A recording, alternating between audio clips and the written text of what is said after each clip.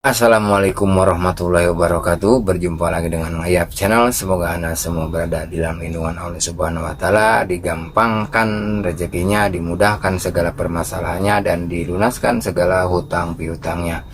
Baiklah teman-teman, pada kesempatan ini saya akan berbagi kepada teman-teman. Mudah-mudahan apa yang saya sampaikan bermanfaat, bisa diambil meskipun sedikit ilmu tentang bagaimana kita menentukan konten kita ataupun channel kita. Jadi sebelum kita terjun di dunia YouTube, kita harus mengonsep dulu kategori apa yang akan kita ambil, niche apa yang kita ambil. Kalau menurut pendapat saya, sebelum kita terjun ke YouTube itu kita harus memikirkan terlebih dahulu apa yang akan kita kembangkan di dalam channel kita itu. Ketika kita membuat konten untuk channel kita itu, yang pertama jangan membuat konten yang hanya rame sejenak saja. Jadi kita harus membuat konten-konten yang abadi, yaitu video-video yang bisa ditonton kapan saja, di mana saja, baik itu tempat dan waktu, tidak menjadi ukuran untuk menonton video kita, selama video kita itu bisa bermanfaat bagi mereka, menjadi hiburan ataupun bisa menjadi inspirasi buat mereka. Jadi kita jangan publish ataupun membuat video-video yang musiman, jadi ramenya saat-saat tertentu saja, saat-saat yang sedang viral saja. Tapi video tersebut ketika ditonton 2 tahun, 5 tahun, 10 tahun ke depan itu sudah tidak relate lagi. Video tersebut udah kadaluarsa. Ya contohnya seperti tentang berita misalkan, ataupun video-video orang-orang yang lagi viral gitu. Kita mengupload video yang sekiranya video tersebut ditonton beberapa tahun kemudian masih menjadi konten hiburan dan bisa diambil manfaatnya oleh mereka. Kemudian yang kedua yaitu konten yang tidak mengeluarkan budget yang banyak. Bukan berarti ketika kita membuat konten itu kita tidak mengeluarkan biaya, sama tetap saja, tapi kita meminimalisir pengeluaran kita, biaya yang kita keluarkan untuk memproduksi video kita. Karena kita kan pemula ya, kita baru merintis video kita. Beda lagi ceritanya kalau kita sudah mempunyai modal gitu.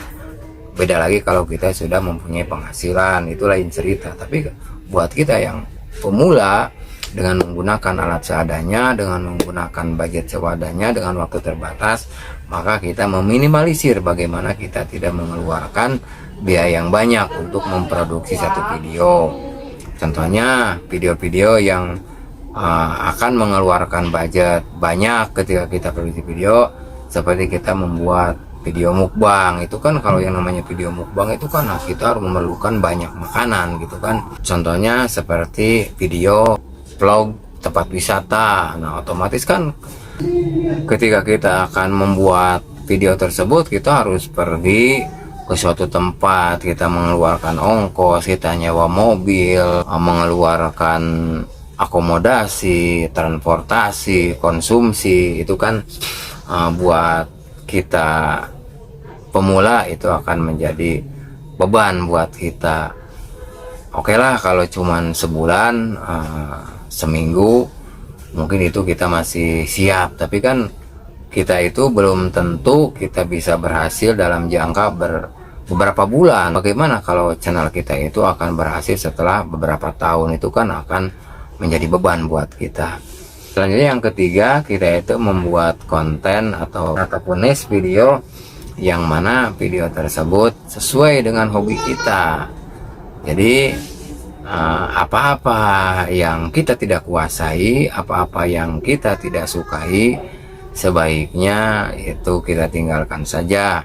Langkah bagusnya apabila kita membuat konten itu sesuai dengan mood kita, sesuai dengan hati kita, sesuai dengan kemampuan kita, sesuai dengan keahlian kita, dan kita mencintainya.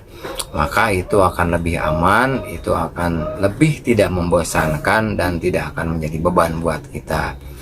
Jadi tunggu apa lagi buat teman-teman yang mau memulainya, terjun ke dunia YouTube?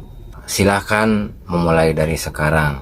Jangan menunggu gear yang mahal, jangan menunggu kita jago editing, tapi kita mulai dulu. Nanti sambil kita berjalan, kita belajar semuanya, kita edit dengan pengeditan yang sederhana, kita membuat konten minim budget, tidak mengeluarkan biaya banyak, kemudian kita cari konten-konten ataupun video-video yang sekiranya video yang abadi.